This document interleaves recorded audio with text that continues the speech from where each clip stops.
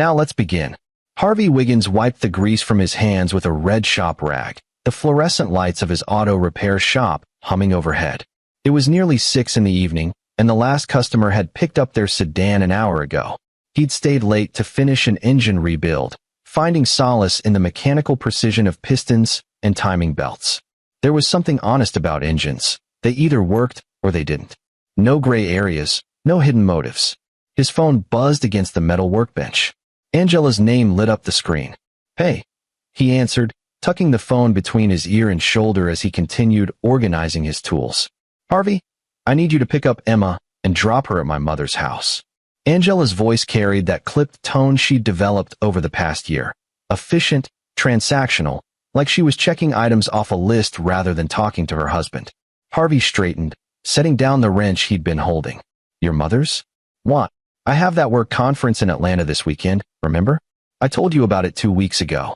He did remember, but she'd said her sister Brooke would watch Emma. "I thought Brooke was taking her." "Brooke canceled. Mom offered." There was an edge to her voice now, preemptive irritation at an argument she expected him to make. Harvey walked to the small office attached to his shop, away from the smell of motor oil and brake fluid. Through the window, he could see the last traces of sunset painting the Texas sky orange and purple. "Angela, you know Emma doesn't like staying there. She's 7 years old, Harvey. She doesn't like broccoli either, but she eats it. That's not the same thing. My mother loves her granddaughter. Emma just needs to spend more time with her. She's too attached to you as it is." The comment landed like a wrench to the gut, but Harvey had learned to navigate these conversations carefully. Angela had been different when they first met 9 years ago. Warm, spontaneous, full of laughter. She'd been a paralegal at a small firm, working her way through night school for her law degree. Harvey had just opened his shop after leaving the Marines, and they'd met when she brought her dying Honda Civic in for what she hoped would be a cheap fix. He'd given her a fair price and asked her to dinner. She'd said yes. The early years had been good. Emma's arrival had been unexpected but welcomed. Harvey had held his daughter in the hospital, her tiny fingers wrapped around his thumb, and felt something shift in his chest, a fierce, overwhelming need to protect this small person from everything bad in the world. But something had changed after Angela passed the bar and joined a prestigious firm in Austin. The late nights became later. The weekend work became constant. And her mother, Dolores Flores, who Angela had always maintained a polite but distant relationship with, suddenly became a fixture in their lives. "I'll pick Emma up from daycare," Harvey said, checking his watch. "But I'd rather keep her with me this weekend. She can help out at the shop. She loves." "Harvey, I already told my mother. Don't make this difficult." The line went dead. Harvey stood in his office, surrounded by framed pictures of classic cars he'd restored and a single photo of Emma from her last birthday, face covered in chocolate cake, gap-toothed smile wider than the sky. He pulled up his contacts and called the daycare. "Little scholars, this is Stacy speaking." "Hey Stacy, it's Harvey Wiggins. I'm going to be about 20 minutes late picking up Emma." "No problem, Mr. Wiggins. She's in the art room with Miss Jean. See you soon." Harvey locked up the shop, the familiar ritual of checking doors and setting the alarm doing little to ease the tension in his shoulders. He climbed into his pickup truck, a 95 Ford F-150 he'd rebuilt from the frame up, and headed across town. 25 minutes later, Emma burst through the daycare doors and ran straight into his arms. Her dark hair, so much like Angela's, was pulled into 2 messy ponytails, and she had paint smudges on her cheeks. "Daddy, look what I made." She thrust a construction paper creation into his hands, a house with 4 windows, a red door, and 2 stick figures in the front yard. "One tall, one small. That's us," she explained, pointing. "At our house. I made the windows yellow because you said sunshine makes everything better." Harvey crouched down to her level, studying the picture like it was a masterpiece. "This is incredible, Em. We'll put it on the fridge the second we get home." Her smile faltered. "Mommy said I'm going to Grandma Dolores's house. Just for the weekend, kiddo. Mommy has to go to Atlanta for work." Emma's small hands gripped the straps of her backpack. "Can't I stay with you? I've got to work on Mr. Peterson's Mustang all weekend. It wouldn't be much fun for you. I like the shop. I can hand you tools. I know the difference between a Phillips and a flathead now." Harvey felt that tug in his chest again. "I know you do, and you're the best helper I've ever had. But this is what we're doing this time, okay?" The drive to their house took 15 minutes. Most of it spent with Emma telling him about her day, how Jesse Mack had shared his cookies at lunch, how her teacher Miss Jean had read them a story about a brave knight, how she'd gotten every spelling word right on her practice test. Their home was a modest two-story in a quiet neighborhood, with a maple tree in the front yard that Harvey had planted the month before Emma was born. Angela's Mercedes was already in the driveway, which meant she'd left work early. That was unusual. Inside, Angela was in the kitchen, her laptop open on the counter, phone pressed to her ear. She wore one of her court suits, navy blue, perfectly tailored, and her dark hair was pulled back in the tight bun she favored for trial days. She glanced up when they entered, held up one finger in a wait gesture, and continued her conversation. No, tell them we're not settling for less than $2 million. The liability is clear. I don't care what their expert says. Fine. I'll call you from Atlanta. She hung up and immediately started typing on her laptop. Emma, go pack your bag. Clothes for 3 days, your toothbrush, and that stuffed rabbit you sleep with. Can I bring my art supplies? If they fit in your bag. Angela didn't look up from her screen. Emma trudged upstairs, her earlier excitement deflated like a punctured tire. Harvey waited until he heard her bedroom door close. You're really not going to reconsider this? Angela's fingers paused on the keyboard. When she looked at him, her brown eyes held more exhaustion than anger. Harvey, I don't have the energy for this argument. My mother offered. Emma will be fine. She needs to learn that she can't always get her way. This isn't about getting her way. She's uncomfortable there. She's 7. She's uncomfortable anywhere without you hovering. That's not healthy, Harvey. She needs to be more independent. Being close to your kid isn't hovering. Angela snapped her laptop shut. You know what? Maybe that's true in your world, where you can take her to work with you and let her play with wrenches. But I have a career that requires me to be places, and I can't bring a 7-year-old to client meetings. My mother is helping us out. Show some gratitude. Harvey opened his mouth, then closed it. This was familiar territory. Any criticism of Dolores led to Angela defending her, which led to Harvey being painted as ungrateful or controlling. He'd learned to recognize the pattern, even if he hadn't figured out how to break it. When will you be back? He asked instead. Monday evening. Maybe Tuesday morning if the conference runs late. She reopened her laptop, the conversation clearly over in her mind. Harvey went upstairs to find Emma sitting on her bed, a small duffel bag beside her. She'd packed her clothes neatly, something she'd learned from watching him prep his go-bag during his Marine days.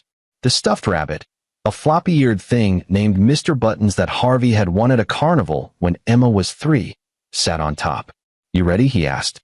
She shook her head, but stood up anyway. The drive to Dolores Flores's house took them out of Austin proper and into the outskirts, where developments gave way to older properties with more land between them. Dolores lived in a 2-story craftsman that had been in the Flores family for 3 generations, surrounded by oak trees and far enough from neighbors that you couldn't see another house from her front porch. Harvey had always found the place unsettling, though he couldn't pinpoint exactly why. It wasn't the house itself. It was well-maintained, freshly painted, with flower beds that Dolores tended religiously. Maybe it was the isolation, or the way the old oaks seemed to lean over the property like they were trying to keep something in. Or maybe it was Dolores herself. Dolores Flores was a small woman in her early 60s. With steel gray hair, she kept short and a face that seemed incapable of genuine warmth. She'd been a nurse for 30 years before retiring, and she carried herself with the brisk efficiency of someone used to giving orders in emergency rooms.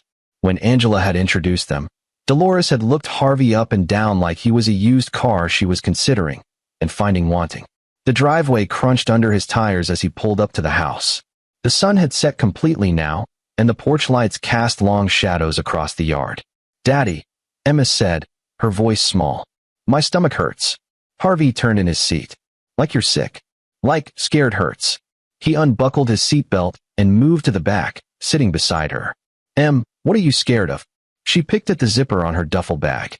Grandma Dolores is different when you and Mommy aren't there. Different how? She's mean. She says things. What kind of things? Emma shrugged, not meeting his eyes. Just mean things. About how I'm too loud or too messy, or I ask too many questions. And she makes me sit in the closet. Harvey felt his jaw tighten. The closet? What? She calls it quiet time. She says children should be seen and not heard. And if I can't be quiet, I have to sit in the closet until I learn. How long does she make you stay in there? I don't know. A long time. It's dark and I don't like it. Harvey's hands curled into fists. He forced himself to breathe slowly, to think clearly. Why didn't you tell me this before? Mommy said I was exaggerating. She said Grandma loves me, and I need to be grateful and stop making things up for attention. The front door opened, and Dolores stepped onto the porch. Even from the truck, Harvey could see her thin lips pressed together in disapproval. Stay here a second, Em. Harvey got out of the truck and walked to the porch. Dolores stood with her arms crossed, wearing a cardigan despite the warm evening. She'd been filling your head with stories. Dolores said by way of greeting. Emma said you make her sit in a closet. I give her time to reflect when she misbehaves. Children today have no discipline. Angela was raised properly, and look how successful she's become. Your daughter could use the same guidance. She's 7 years old. Locking her in a closet isn't discipline. It's my house and my rules. Dolores interrupted. Angela trusts me with Emma. If you have a problem with how I run my household, take it up with your wife. Now, it's getting late, and the child needs dinner and bed. Harvey looked back at his truck, where Emma's face was pressed against the window, eyes wide and pleading. Every instinct he'd developed in the Marines, the ones that kept him alive in Fallujah, the ones that told him when a situation was wrong, screamed at him to get back in that truck and take his daughter home. But what would he tell Angela? That he defied her explicit instructions based on a 7-year-old's complaint about timeouts? Angela already accused him of being overprotective, of undermining her parenting. He could see the argument already, see how it would drive another wedge between them. He walked back to the truck and opened Emma's door. Come on, kiddo. Daddy, please. Emma grabbed his leg with both hands, her small fingers digging into his jeans. Please don't leave me here. Please. I'll be so good. I'll be quiet at the shop. I won't ask for anything. Please, Daddy. Not again. The desperation in her voice nearly broke him. Harvey knelt down, taking her hands in his. It's just 2 nights, Em. And if anything happens, anything at all, you call me immediately. I don't care what time it is. You call me, and I'll come get you. Okay. Emma's eyes filled with tears, but she nodded. Harvey carried her duffel bag to the porch. Dolores took it without a word. Emma walked slowly to the door, looking back at her father every few steps. She'll be fine, Dolores said, putting a hand on Emma's shoulder. Won't you, Emma? Emma nodded, but didn't speak. Harvey watched as they went inside, the door closing with a finality that settled like lead in his stomach. He sat in his truck for a long moment, hands on the steering wheel, trying to convince himself he was doing the right thing. He drove home, but the house felt too empty, too quiet. Angela had already left for the airport, leaving a note on the counter about emergency numbers and when she'd be back. Harvey tried to watch TV, tried to focus on the engine rebuild he had planned for tomorrow, but his mind kept returning to Emma's face at the window, her small voice begging him not to leave her. At midnight, he finally fell asleep on the couch, the TV still on. At 10:47 p.m. the next day, Saturday, Harvey was under the hood of a '67 Mustang when his phone rang. He didn't recognize the number. Hello. Is this Harvey Wiggins? A man's voice, breathless, concerned. Yeah, who's this? My name is Jim Wilkinson. I'm calling from your daughter's phone. I found her walking down Highway 71, about 6 miles east of Route 290. Sir, she's barefoot and covered in blood.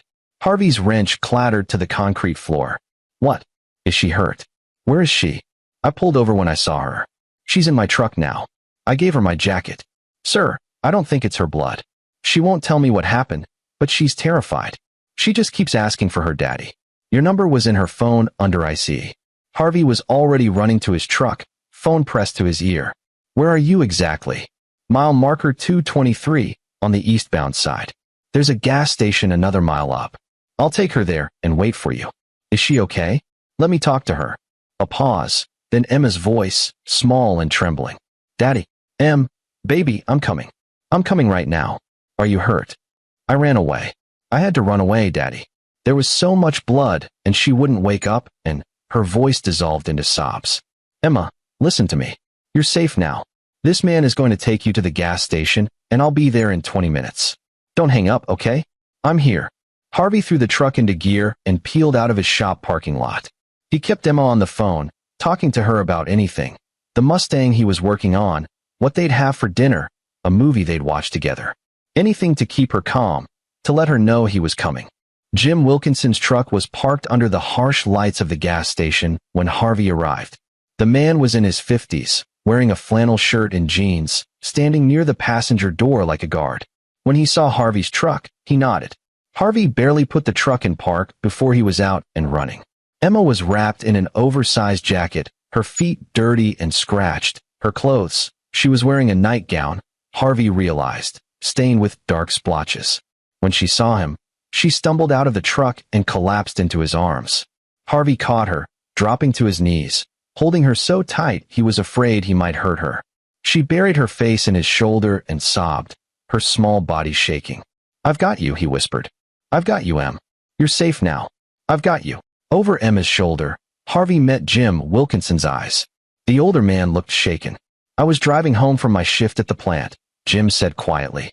"Saw her in my headlights, just walking in the grass beside the highway. No shoes, that nightgown. At first I thought she was a ghost. Then I saw the blood." Harvey carefully pulled back to look at Emma. Her face was tear-streaked, but uninjured. He checked her arms, her legs, scratches from running through rough terrain, but nothing serious. The blood on her nightgown wasn't hers. "Emma," he said gently, "whose blood is this?" She looked up at him, and what he saw in her eyes was something no 7-year-old should ever have, a terrible, empty horror. "Aunt Brooke," she whispered. Aunt Brooke came to Grandma's house, and they were yelling, and there was a man there, Uncle Lance, and Grandma got really mad and... Her breath hitched. There was so much screaming, and then Uncle Lance had a knife, and Aunt Brooke was on the floor, and Grandma told me to go to my room, but I saw. She couldn't finish, dissolving into sobs again. Harvey's mind raced, trying to process what she was saying. He looked at Jim. "Thank you for calling me. For stopping." Jim nodded. "You need to get her to a hospital, and probably call the police." "Yeah." Harvey stood, lifting Emma with him. She wrapped her legs around his waist, clinging to him like she'd never let go. He carried her to his truck, settling her in the passenger seat and buckling her in. "There's a blanket behind the seat," he said. "Wrap up in that, okay?" He turned back to Jim, pulling out his wallet. "I can't thank you enough." Jim waved him off. "Just take care of your little girl. And whatever happened at that house, I hope you make them pay for putting that look in her eyes." Harvey shook his hand, then climbed into his truck. He looked at Emma, wrapped in his work blanket, staring straight ahead with those haunted eyes. "Emma, I need you to tell me exactly where Grandma's house is. Can you do that for me?" She nodded, giving him the address in a monotone voice. Harvey started the engine, but instead of heading toward the hospital or home, he turned the truck east, back toward Highway 71, toward Dolores Flores's house. "Daddy, where are we going?" Harvey's hands tightened on the steering wheel. "To make sure Aunt Brooke is okay." "She's not okay, Daddy.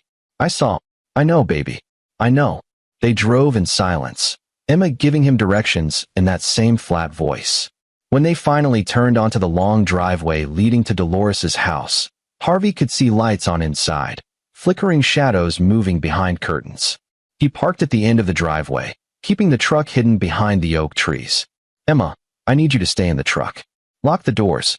If anyone comes near you who isn't me, you call 911. Understand? Don't leave me again, Daddy. Please. I'm not leaving you. I'm going to check on Aunt Brooke, and then we're going to the police station together. But I need to see what happened first. Can you be brave for just a little bit longer?" Emma nodded, though her eyes were terrified. Harvey took his phone from his pocket and pressed it into her hands. "You keep this. If I'm not back in 10 minutes, you call 911 and tell them everything." He kissed her forehead, locked her in the truck, and moved toward the house. The front door was slightly ajar.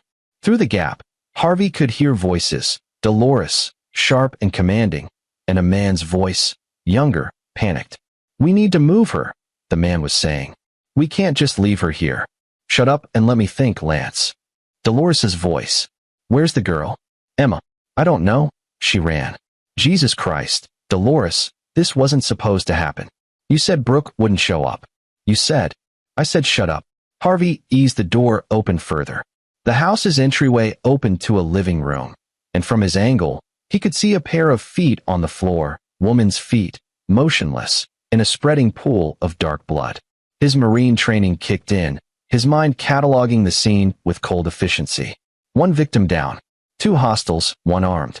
No visible weapons, but assumed presence. Unknown number of additional threats.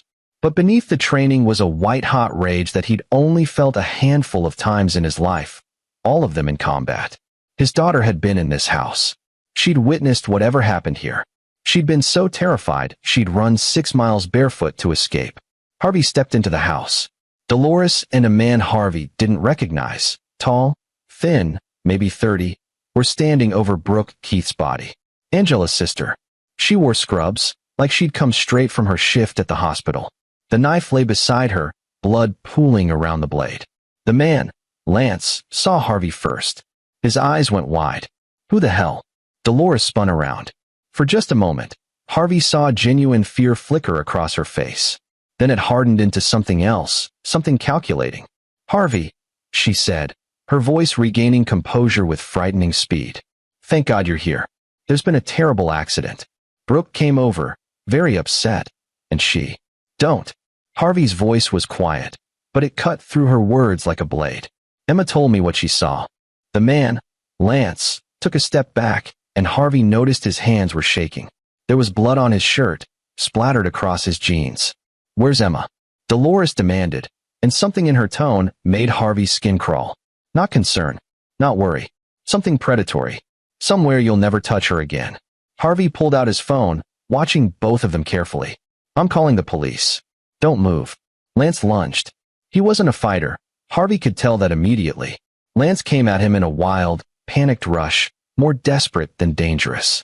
Harvey sidestepped, caught the man's arm, and used his momentum to drive him face first into the hardwood floor.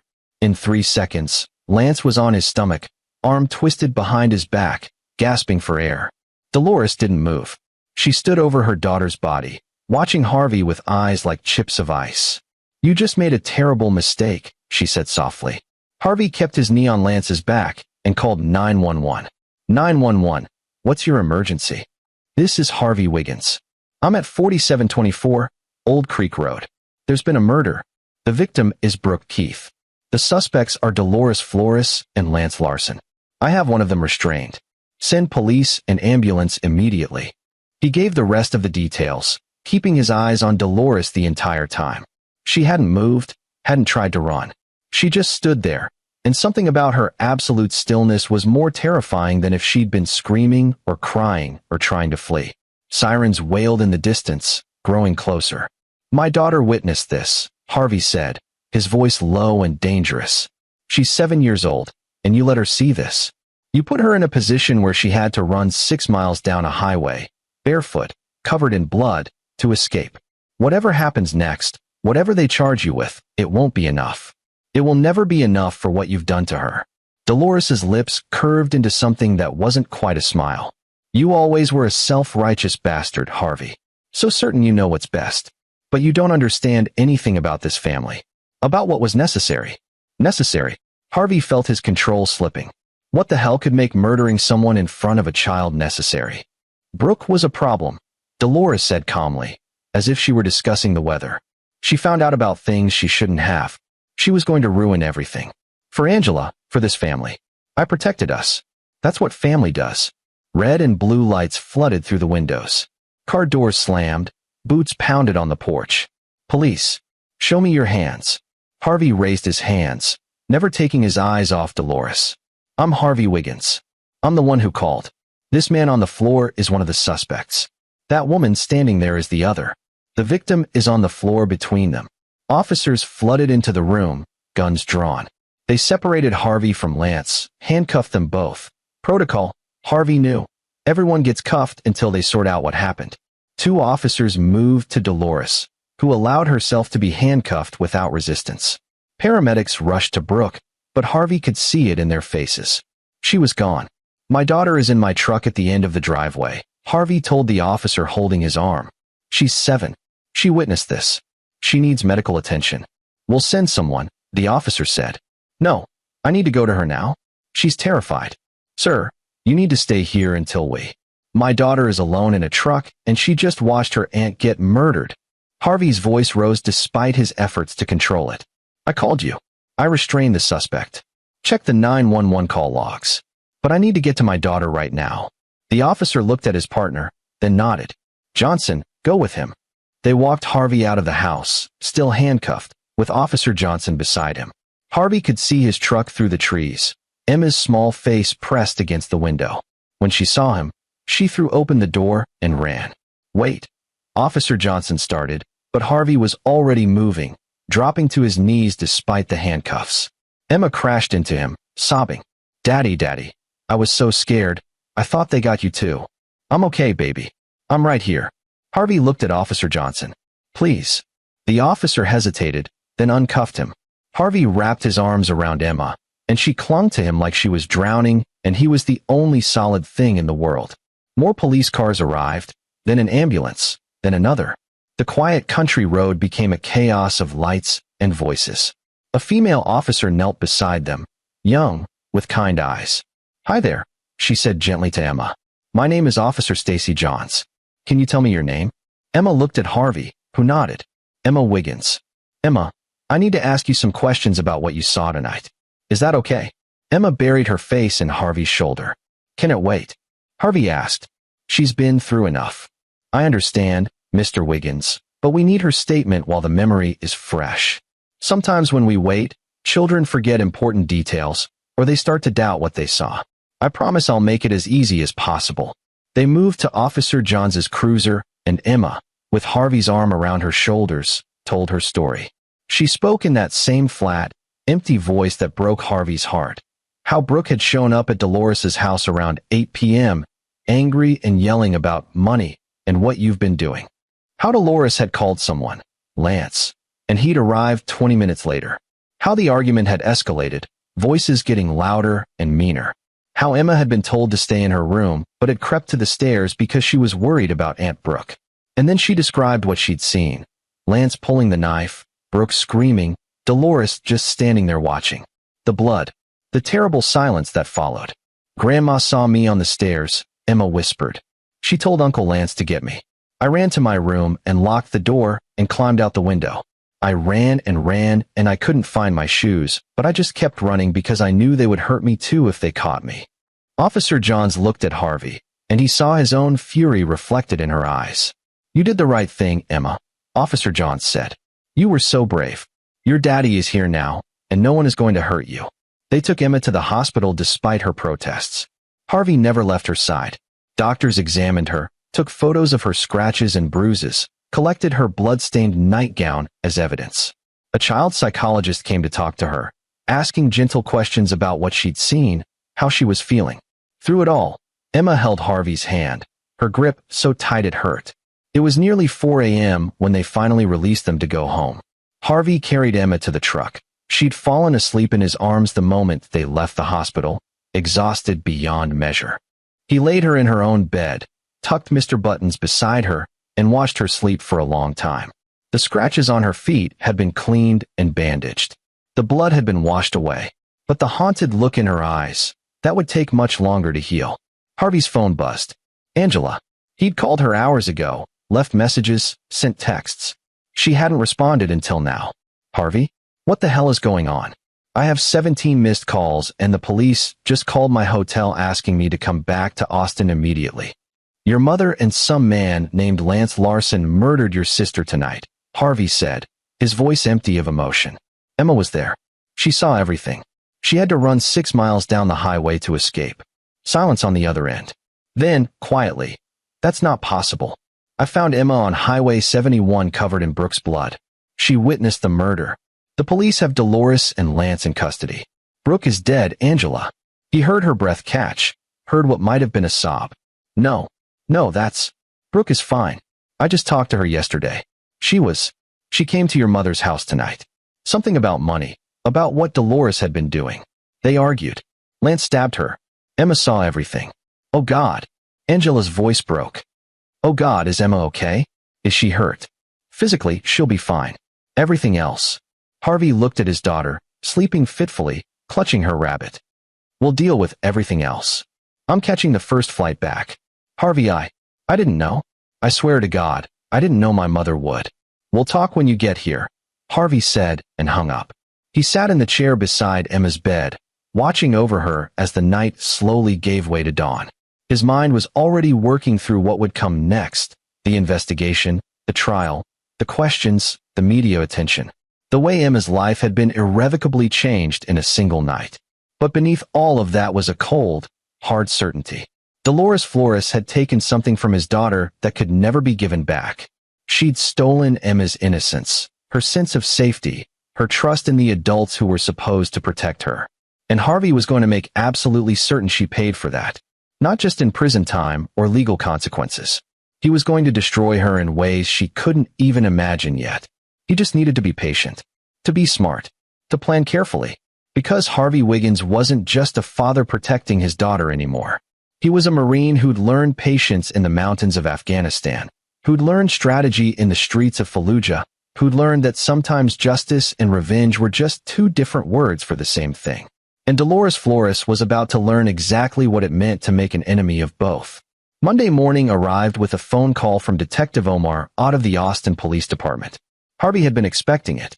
He'd prepared for it. In fact, staying up most of Sunday night while Emma slept, researching Texas law, reading everything he could find about criminal procedure and victim rights. Mr. Wiggins, I'm the lead detective on the Brooke Keith homicide.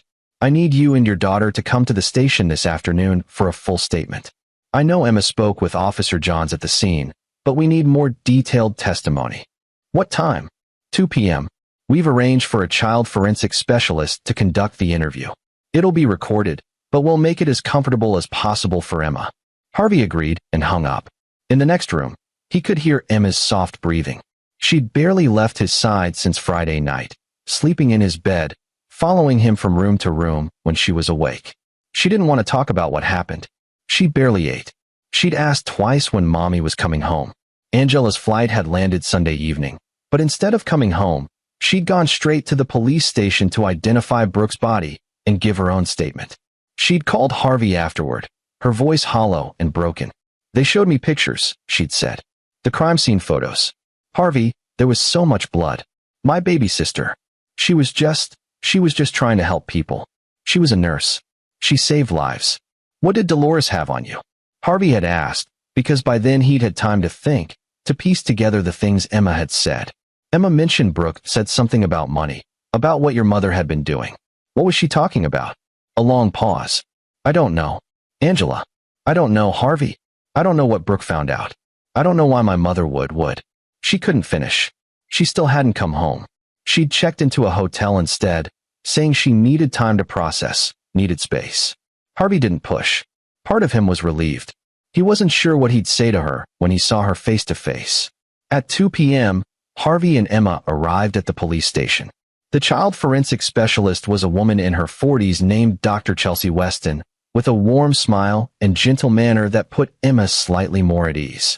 They conducted the interview in a room designed to look less intimidating. Comfortable chairs, soft lighting, toys in the corner. Harvey watched through a one-way mirror as Emma recounted the events of Friday night again, this time with Dr. Weston asking careful questions, helping Emma organize her memories chronologically. It took 2 hours. Emma cried 3 times.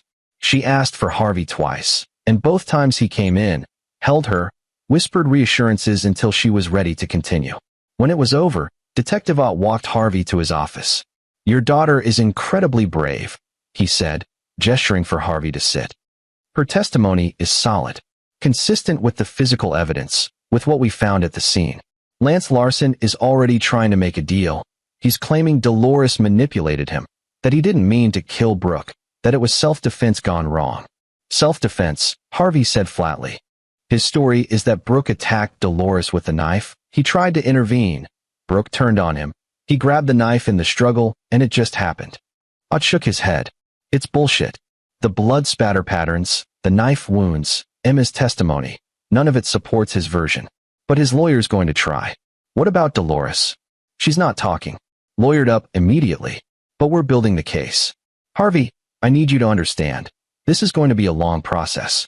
Trial probably won't happen for at least a year, maybe longer. And Emma is going to have to testify. Harvey had known this, but hearing it still felt like a punch to the gut. She's 7 years old. I know. Dr. Weston will work with her, prepare her. We'll do everything we can to minimize the trauma.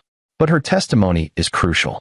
Without it, The defense could claim it was an accident, that your daughter misunderstood what she saw, that a 7-year-old's memory can't be trusted. My daughter didn't misunderstand anything. I believe you. But I've seen good cases fall apart because a child's testimony gets torn apart by a defense attorney. We need to make sure Emma is ready. Harvey leaned forward. I need you to tell me something, detective. Emma said Brooke came to Dolores's house talking about money, about what Dolores had been doing. What did she mean? I'd studied him for a moment. I can't share details of an ongoing investigation. My daughter witnessed a murder because of whatever this is about. I deserve to know. Another pause, then outside. We're looking into Dolores's finances. Brooke Keith worked at Mercy General Hospital in the pharmacy.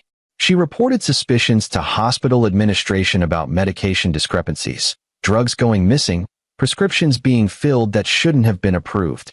The hospital started an internal investigation. Harvey felt something cold settle in his stomach. Dolores was a nurse with a lot of connections still in the medical community. A nurse who suddenly started living beyond her means about 2 years ago. New car, extensive renovations on her house, expensive trips, all on a retirement income that doesn't add up. Ott tapped his pen against his desk. We think Brooke figured out what her mother was doing. Probably confronted her about it Friday night. And Dolores decided to eliminate the problem. What about Lance Larson? How does he fit in? He's a pharmacy tech at a different hospital.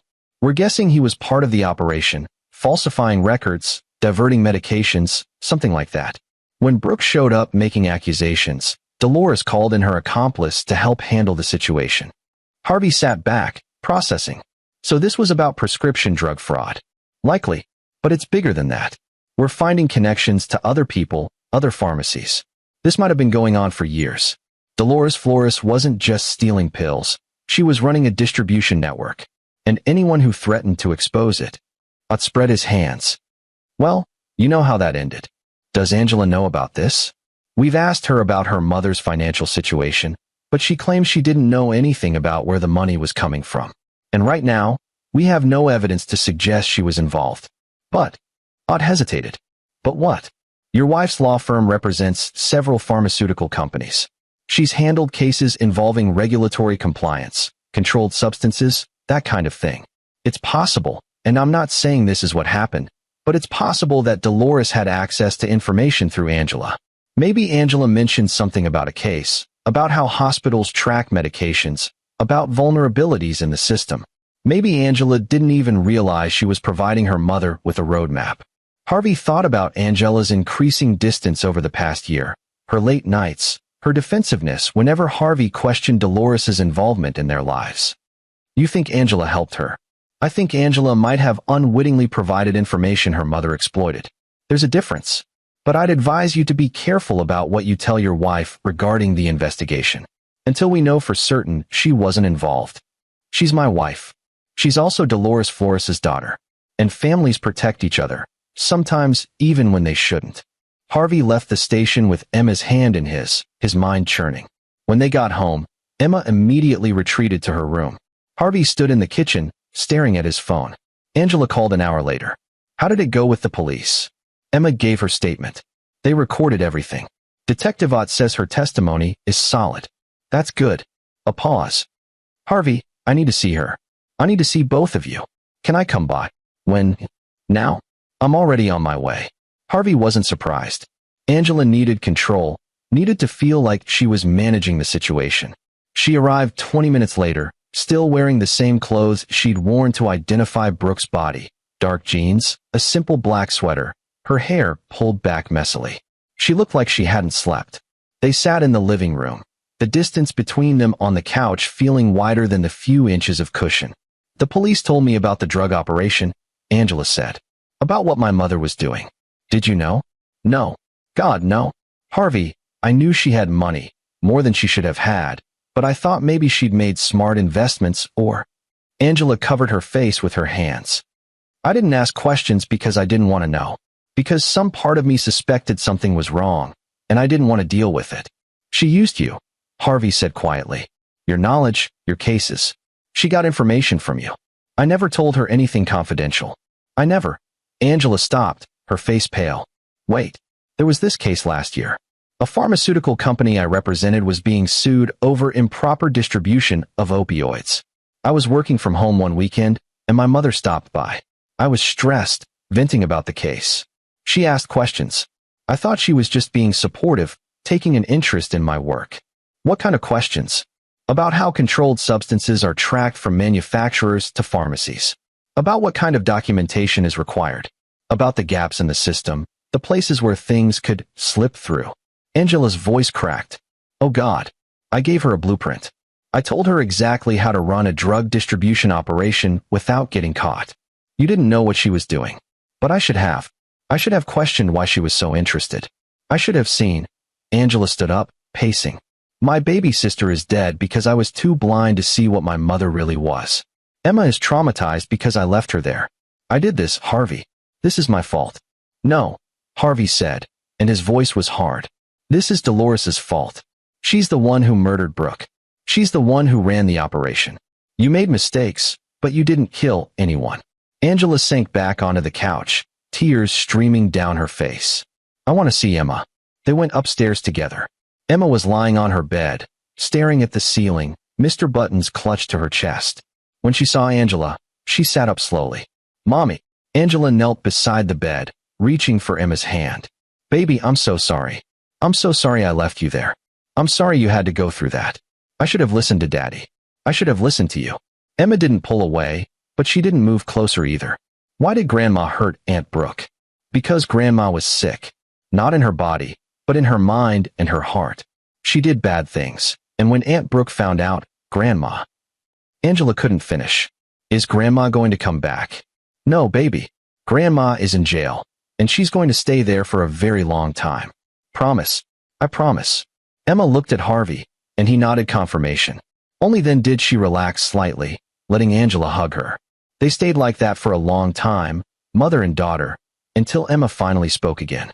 I don't want to see Grandma ever again. Not ever. You won't have to, Angela promised. Never again. After Angela left, she still couldn't bring herself to stay in the house, said she needed more time. Harvey made dinner. Emma picked at her food, eating only when Harvey encouraged her. She'd lost weight over the past few days, dark circles under her eyes, making her look much older than 7. Daddy, she said as he was tucking her into bed. Are you going to leave again? What? No, Em. I'm not going anywhere. But what if you have to work? Or what if Mommy says I have to go somewhere? What if? Hey. Harvey sat on the edge of her bed. Listen to me. I'm not leaving you. And you're not going anywhere without me. No more staying at other people's houses. No more being away from me unless you want to be. Okay. Really. Really. You and me, kiddo. That's the team. Emma's eyes filled with tears. I was so scared, Daddy. I thought they were going to kill me too.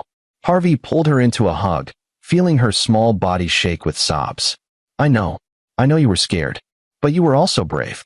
You ran. You got away. You survived. And now I'm going to make sure nothing like that ever happens to you again. How? Because I'm your daddy, and that's my job. To protect you. And I'm very good at my job.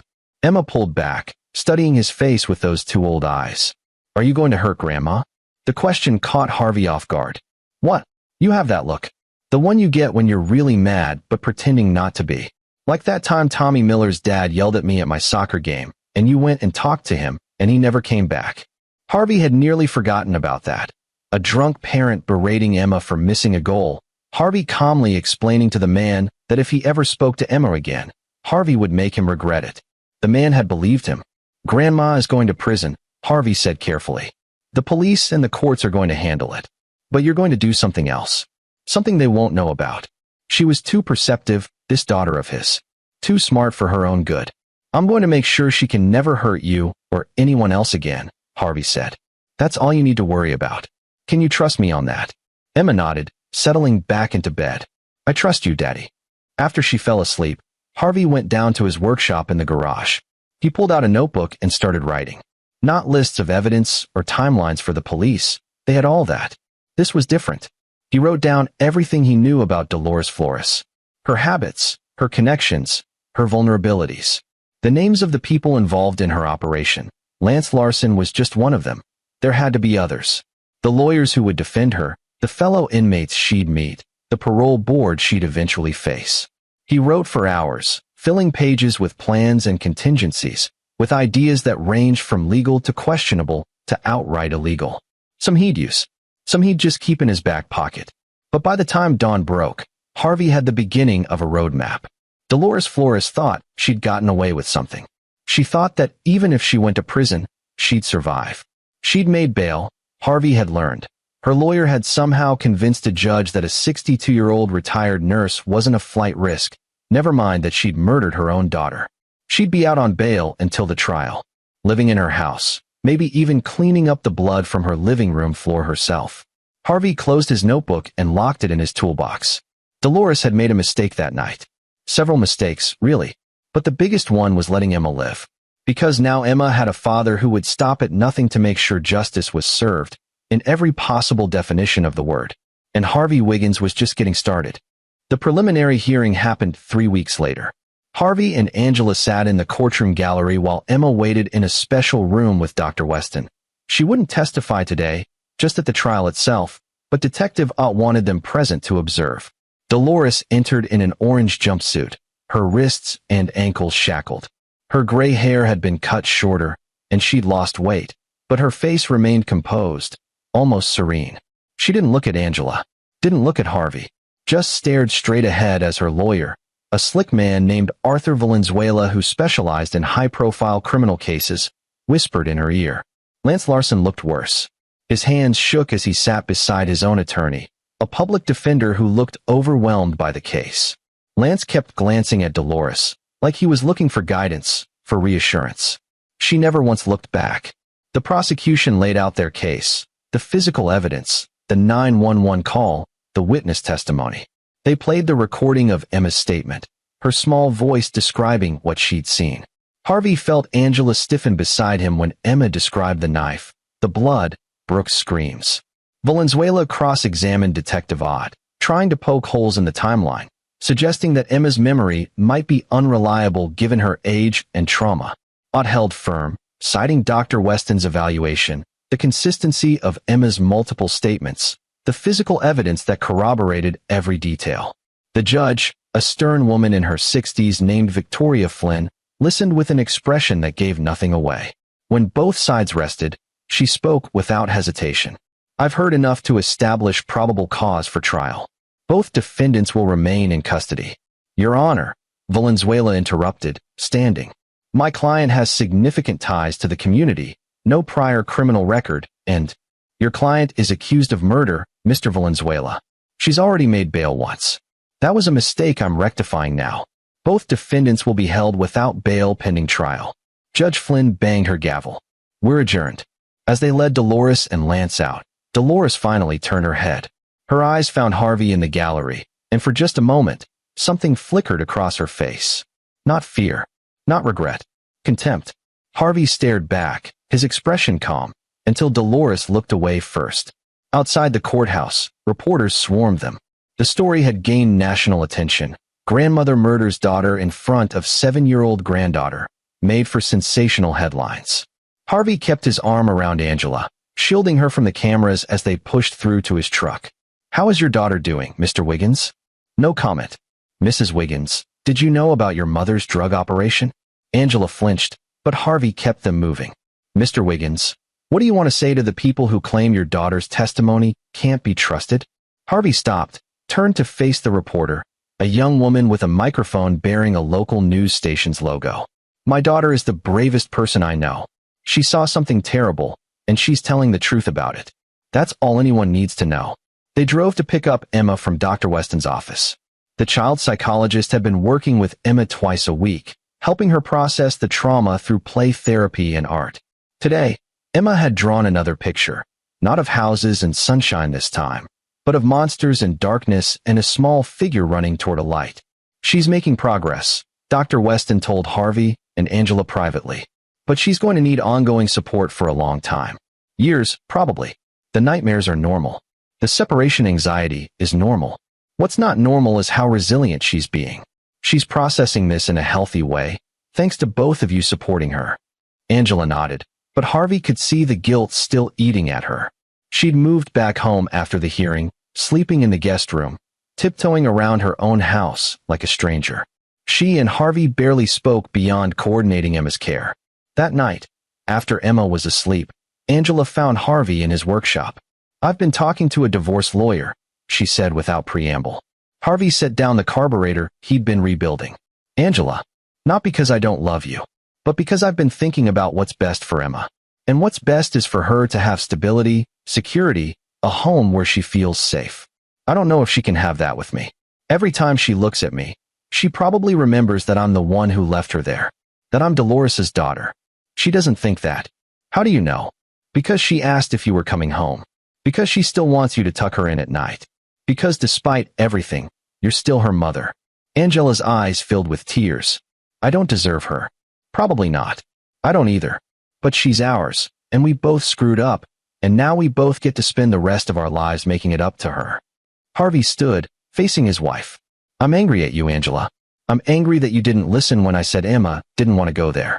I'm angry that you were so busy defending your mother that you couldn't see what she really was. But I don't want a divorce. I want us to figure out how to fix this. I don't know if we can. Then we learn. We go to therapy. We do whatever it takes. Because Emma needs both of us. And I'll be damned if I'm going to let Dolores destroy our family any more than she already has." Angela was quiet for a long moment. Then, quietly, Okay, we'll try. For Emma." "For Emma," Harvey agreed. "And maybe for us too." They stood in the workshop, surrounded by tools and engine parts, and Harvey thought about all the broken things he'd fixed over the years. Some things came apart cleanly and went back together easy. Others required patience, skill, and time. His marriage, he suspected, would be the latter, but he was good at fixing broken things. Meanwhile, Harvey's other project was moving forward. He'd used his connections from the Marines, guys who'd gotten out and gone into private security, investigations, less legal enterprises, to dig deeper into Dolores's operation. What he found made his blood boil. The drug ring had been running for nearly 3 years. Dolores and Lance weren't alone. There were 4 others involved, 2 more pharmacy techs, a doctor who wrote fraudulent prescriptions, and a distributor who moved the stolen medications to the street. They'd been careful, smart, flying under the radar by keeping quantities small and spreading their operation across multiple hospitals. But Brooke had noticed the patterns. She'd been compiling evidence for months, building a case before she confronted her mother. That's why Dolores had panicked when Brooke showed up that Friday night. It wasn't just about family betrayal. It was about a paper trail that could send them all to prison for decades. Harvey's investigator friend, a former Marine named Glenn Hernandez who now ran a private security firm, had found Brooke's evidence. She'd hidden it in a safety deposit box under a fake name, left the key with a trusted friend from work. "The prosecution has most of this," Glenn told Harvey over beers one night. "But there's stuff here they haven't found yet. Names, accounts, transactions. Your mother-in-law was making serious money. We're talking hundreds of thousands over 3 years. Where'd the money go? She was smart about it. Didn't just dump it in her checking account. She set up an LLC, filtered money through fake consulting contracts, made it look semi-legitimate. But follow the paper trail back far enough, and it all leads to one source: stolen pharmaceuticals." Harvey studied the documents Glenn had copied. "Can I keep these?" "Why?" "Because the DA is going to offer her a deal. They always do, to avoid trial. And I want to make sure she doesn't take it." Glenn raised an eyebrow. "What are you planning, Harvey?" "Nothing illegal." "That's not what I asked." Harvey smiled, but it didn't reach his eyes. "Nothing they can prove in court." Over the next 3 months, while Emma slowly healed and Angela tried to rebuild their family, Harvey worked his own case. He reached out to the other people involved in Dolores's operation, not directly, but through intermediaries, through anonymous tips that found their way to the right detectives. One by one, they started flipping. The doctor, Edward McCall, had a gambling problem and mounting debts. When presented with evidence of his involvement and the possibility of losing his medical license plus 20 years in prison, he made a deal to testify against Dolores. The distributor, Dwayne O'Neill, had a wife and 3 kids. He took a plea bargain that would give him 10 years instead of life, in exchange for detailed testimony about how the operation worked. The other pharmacy techs followed suit, each trying to minimize their own sentences by pointing fingers at the ringleader. And through it all, Harvey made sure that every piece of evidence, every connection, Every financial transaction led back to Dolores Flores. Not just as a participant, but as the mastermind. Lance Larson's attorney tried to paint his client as a victim, manipulated by an older woman, scared into violence. But the evidence Harvey helped uncover told a different story. Lance had been stealing medications for years, even before Dolores recruited him. He had his own arrests, his own debts to dangerous people. He'd killed Brooke not because Dolores ordered him to, but because he knew Brooke's evidence would send him to prison. Both stories could be true, but only one would play well to a jury. The trial date was set for late spring, almost a year after the murder. Emma was preparing, working with Dr. Weston 3 times a week now, practicing her testimony, learning how to answer questions under pressure. "She's ready," Dr. Weston told Harvey and Angela. "She's scared, but she knows it's important. And she trusts you both to be there with her." The night before the trial began, Harvey sat with Emma on her bed. "Tomorrow is going to be hard," he said. "The lawyers are going to ask you questions, and some of them might be mean. They might try to confuse you or make you doubt what you saw. But I need you to remember something." "What?" "You're not doing this for them. You're doing this for Aunt Brooke. To make sure the people who hurt her can never hurt anyone else. Can you do that?" Emma nodded, her jaw set with determination that reminded Harvey of himself at her age. "I can do that. That's my girl." The trial lasted 3 weeks. The prosecution built their case methodically: forensic evidence, financial records, testimony from the co-conspirators, the 911 call, Detective Ott's investigation. They painted a picture of Dolores Flores as a calculating criminal who'd exploited her position as a trusted former nurse to run a drug operation that had flooded the streets with opioids, contributing to overdoses and deaths across Austin. Lance Larson's trial was separate, but happening simultaneously in another courtroom. His defense was trying the corrupted by an older woman angle, but it wasn't working. Too much evidence showed his own criminal history, his own motivations. Emma testified on the trial's second week. Harvey and Angela sat in the front row, Emma's eyes finding them every time she felt scared. She told her story in a clear, steady voice, describing what she'd seen that Friday night. Arthur Valenzuela tried to poke holes in her testimony during cross-examination, suggesting her memory was confused, that she was too young to understand what she'd witnessed. "Emma," Valenzuela said in a patronizing tone that made Harvey's hands clench, "isn't it possible you saw something that scared you and your imagination filled in the rest?" "No," Emma said firmly. "I saw Uncle Lance stab Aunt Brooke. I saw the blood. I saw Grandma watching. I'm not making it up. But you were far away, weren't you? At the top of the stairs. I could see everything. The lights were on. And you're sure it was a knife? Not something else that looked like a knife?" "It was a knife. A big kitchen knife with a black handle. It had blood on it after." Valenzuela tried several more angles, but Emma didn't waver. When he finally dismissed her, Judge Flynn called a recess. Harvey met Emma as she stepped down from the witness stand, swept her into his arms. "You did perfect," he whispered. "Perfect." The jury deliberated for 2 days. When they returned, both Harvey and Angela held their breath. "On the charge of murder in the first degree, how do you find the defendant?" "Guilty." "On the charge of conspiracy to distribute controlled substances?" "Guilty." "All counts, guilty." Dolores Flores sat motionless as the verdict was read, her face betraying nothing. Lance Larson was convicted in his trial as well. Both were sentenced a month later. Lance got life in prison with the possibility of parole after 40 years. Dolores got life without parole. Judge Flynn looked down at Dolores from her bench. "You murdered your own daughter in front of your granddaughter. You showed no remorse, no humanity, no indication that you understand the magnitude of what you've done. The state of Texas will ensure you never have the opportunity to harm anyone else. May God have mercy on your soul, because this court certainly doesn't." In the gallery, Harvey squeezed Angela's hand. It was over. Or at least, the legal part was over. Because Harvey wasn't done yet. Prison was supposed to be Dolores Flores's punishment, but Harvey knew how prisons worked. He'd seen too much during his time in the Marines, heard too many stories from guys who'd ended up in the system after coming home. Prison was its own ecosystem, with its own hierarchies and rules. And people who knew how to work the system could make prison almost comfortable.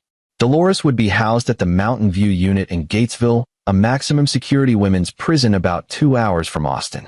She'd have protection as a former nurse. Medical knowledge was valuable inside, and she'd trade her skills for favors, for safety, for a life that was bearable. Unless someone made sure she couldn't. Harvey spent months learning everything about Mountain View. The guards who could be bought, the inmates who ran things, the vulnerabilities in the system. He used Glenn and his other contacts to carefully, methodically, plan information. It started small. Word spread in the prison that Dolores Flores wasn't just a murderer. She was a child endangerer.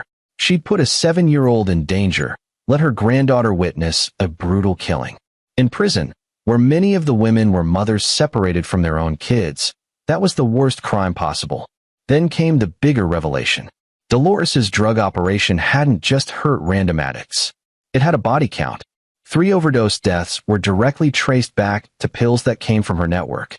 One of them was a 19-year-old single mother, her baby found crying beside her cold body 12 hours after she OD'd. That mother had a sister in Mountain View. Her name was Rosalie Pugh, serving 15 years for armed robbery.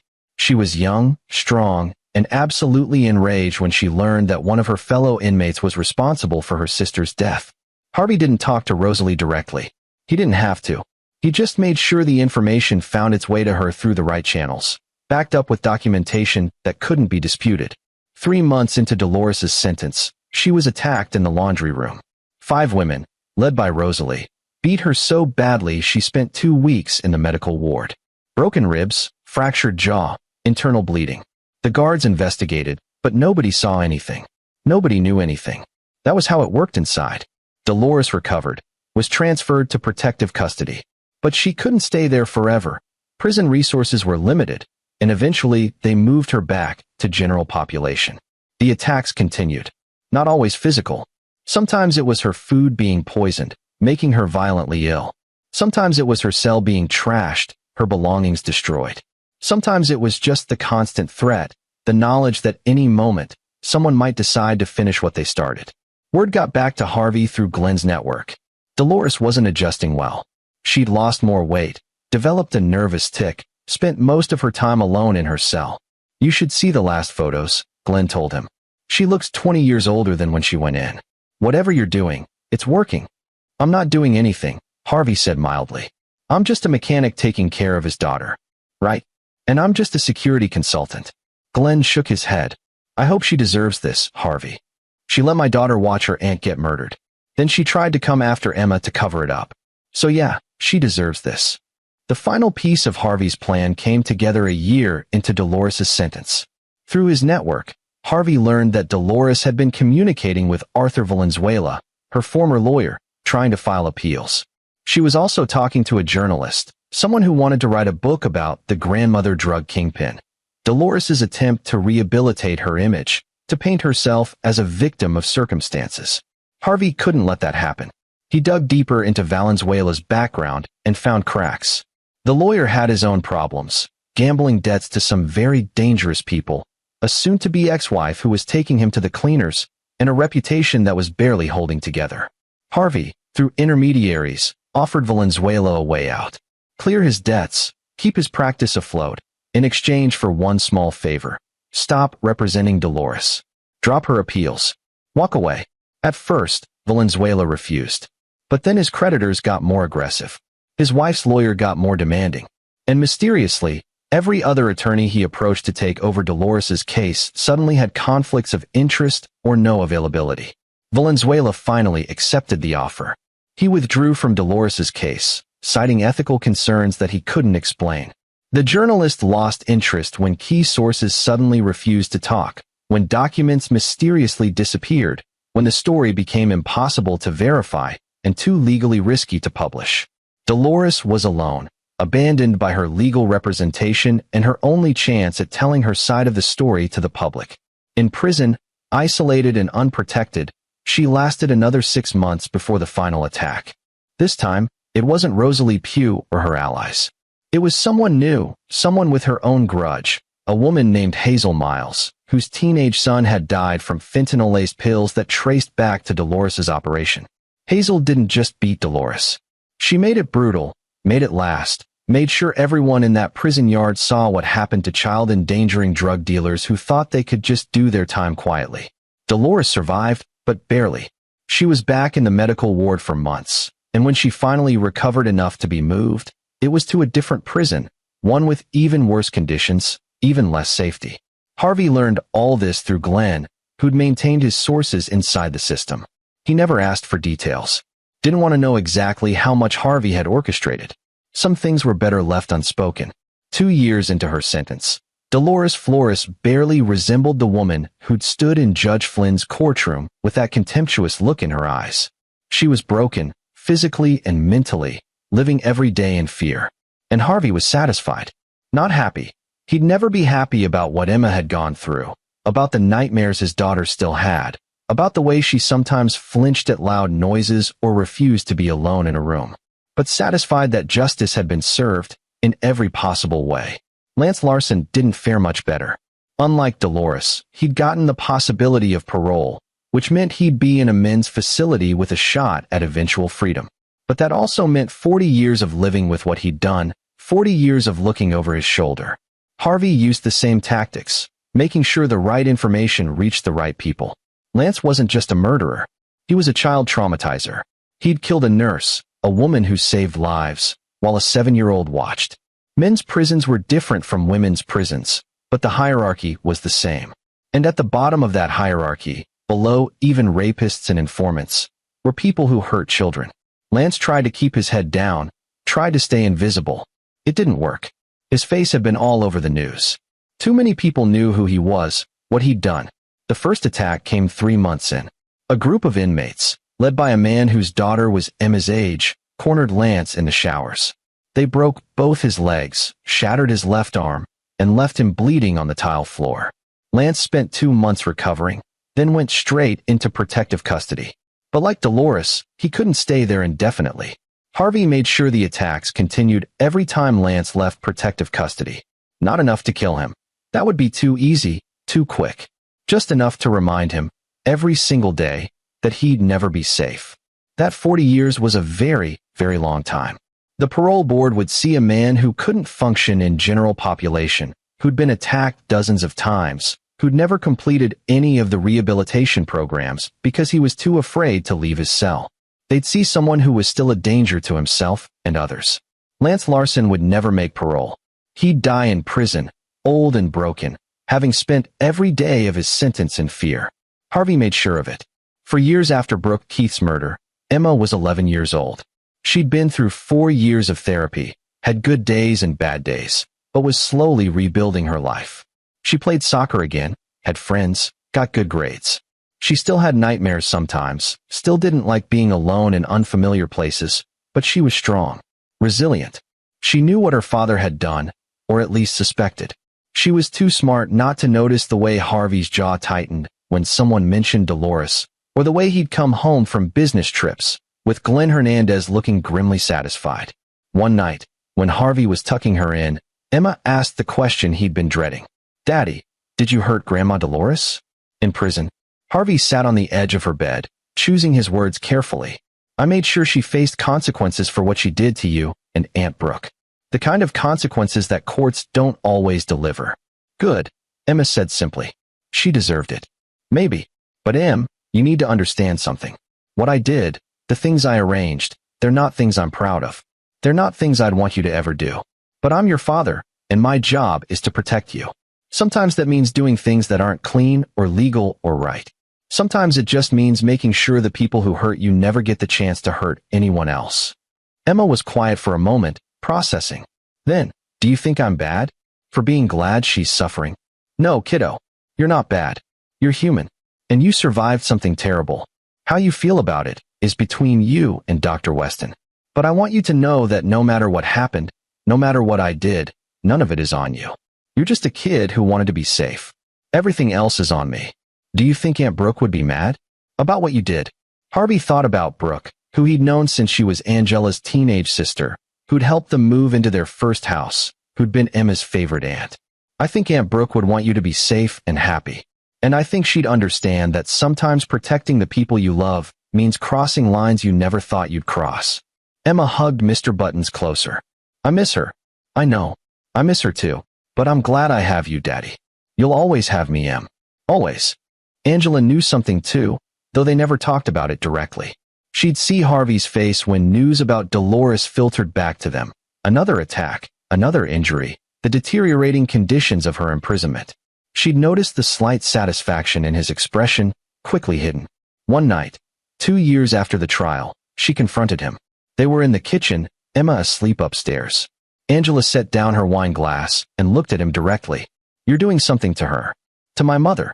Harvey didn't deny it. "Yes. I should be angry. I should tell you to stop. She's still my mother, and despite everything," Angela's voice cracked. "Despite everything, some part of me still loves her. Or loves who I thought she was. I know, but I can't bring myself to care. I can't bring myself to feel anything but relief that she's suffering, because Emma isn't suffering anymore. Emma is healing, and if the cost of Emma's healing is my mother's pain." Angela wiped at her eyes. "What does that make me?" "Human," Harvey said. "It makes you human. I used to think I knew right from wrong. I was a lawyer. I defended justice. I believed in the system. And now I'm sitting here, knowing my husband is orchestrating some kind of long-distance revenge, and I don't care. I don't care, Harvey." He moved around the counter to her, wrapping his arms around his wife. They'd rebuilt their marriage slowly, piece by piece, with therapy and patience and a determination to be better for Emma. It wasn't perfect, but it was real. "We do what we have to do to protect our daughter," Harvey said. "That's all this is." "Is it over? Are you done?" "Yes. She can't hurt anyone anymore. She'll spend the rest of her life in prison, and every day she'll know why." "That's enough." Angela nodded against his chest. They stood like that for a long time. Two people who'd been broken by circumstances and had chosen to piece themselves back together. Not perfectly, but well enough. 8 years after the murder, Emma was 15. She'd just gotten her learner's permit and was driving Harvey to his shop, carefully navigating the Austin traffic while he provided instructions from the passenger seat. "Check your blind spot. Good. Signal earlier next time." "Perfect." They pulled into the shop's parking lot, Emma beaming with pride at completing the drive without any major mistakes. "Can I help you with the cars today?" she asked. "If you want. Got a '69 Camaro that needs a transmission rebuild. Could use an extra set of hands." They worked together in comfortable silence, Emma handing him tools, asking questions about how things worked. She'd grown into a thoughtful teenager, still carrying scars from that night, but refusing to let them define her. She volunteered at an animal shelter, played varsity soccer, got straight A's. She was planning to study psychology in college, wanting to help other kids who'd gone through trauma. She was going to be okay. "Dad," Emma said as they were cleaning up for lunch. "I never thanked you." "For what?" "For believing me. For coming to get me. For making sure they paid for what they did." She met his eyes. "I know what you did. I'm not a little kid anymore. I know you didn't just let the system handle it." Harvey set down the wrench he'd been holding. I'm not judging you. I just wanted to say thank you. Because you're right. The courts would have given Grandma 3 meals a day and a bed and maybe some library privileges. But you made sure she understood what she'd done. You made sure she really paid. And maybe that's not justice according to the law, but it's justice according to me. Revenge isn't the same as justice. Maybe not. But sometimes they overlap. And sometimes that's okay." Emma smiled, and it reached her eyes in a way it hadn't for years. "I'm happy, Dad. I'm safe. I have you and Mom and a good life. And the people who tried to take that away from me are suffering. That works for me." Harvey pulled his daughter into a hug. She was almost as tall as him now, strong and capable and fierce. "I love you, kiddo." "I love you too, Dad." They went to lunch at Emma's favorite burger place, then back to the shop to finish the Camaro. It was a good day, the kind of ordinary day that Harvey had fought so hard to make possible. That evening, as Harvey was locking up the shop, he got a call from Glenn. "Thought you'd want to know, Dolores Flores died last night. Heart attack in her cell. Prison officials say it was natural causes." Harvey leaned against his truck, processing the news. She was 70. Yeah, 70 years old, and she'd aged about 100 in her 8 years inside. Her heart gave out. Probably for the best, honestly. She wasn't going to last much longer anyway, not with the condition she was in. "Thanks for letting me know. Harvey, for what it's worth, I think you did the right thing. She destroyed lives. She killed her own daughter. She traumatized Emma. She deserved everything that happened to her. Maybe. Or maybe I'm just a guy who couldn't let go, who took his revenge too far. Does it matter? She's gone. Emma is safe. That's all that matters. After hanging up, Harvey sat in his truck for a long time, thinking about the past 8 years. About the choices he'd made, the lines he'd crossed, the parts of himself he'd compromised to protect his daughter. He didn't regret any of it. When he got home, Angela was in the kitchen making dinner. Emma was upstairs doing homework. Everything was normal, peaceful, ordinary. Dolores died, he said quietly to Angela. She paused, then nodded. How do you feel? Relieved. And guilty for feeling relieved. And aware that I should probably feel worse than I do. She killed my sister. She traumatized our daughter. I'm not going to mourn her. Angela turned off the stove and faced him. We survived, Harvey. Emma survived. That's what matters. Yeah, that's what matters. They told Emma over dinner. She listened quietly, then simply said, okay, and went back to her pasta. No tears, no emotional breakdown. Just a calm acceptance that this chapter of her life was finally, truly over. That night, Harvey sat in Emma's room while she got ready for bed, just like he had when she was 7. You doing okay? He asked. I'm fine, Dad. Honestly, I'm not sad she's dead. I'm not happy either. I'm ready to move on. To think about other things. College, soccer season, getting my driver's license. Normal stuff. Normal stuff sounds good.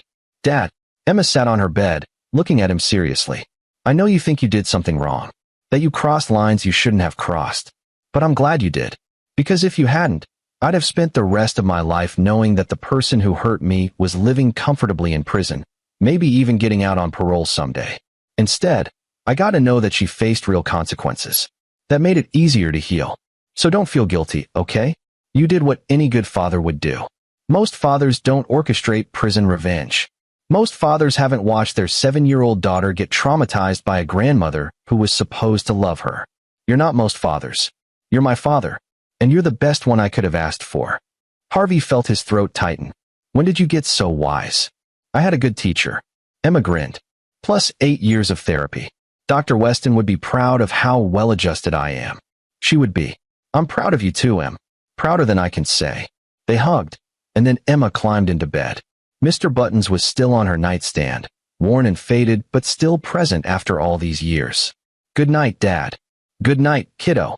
Harvey turned off her light and closed her door, standing in the hallway for a moment.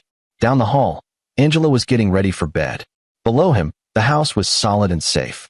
Tomorrow, Emma would go to school, he'd go to his shop, Angela would go to work. Life would continue, ordinary and precious. He'd made choices that many people would judge as wrong.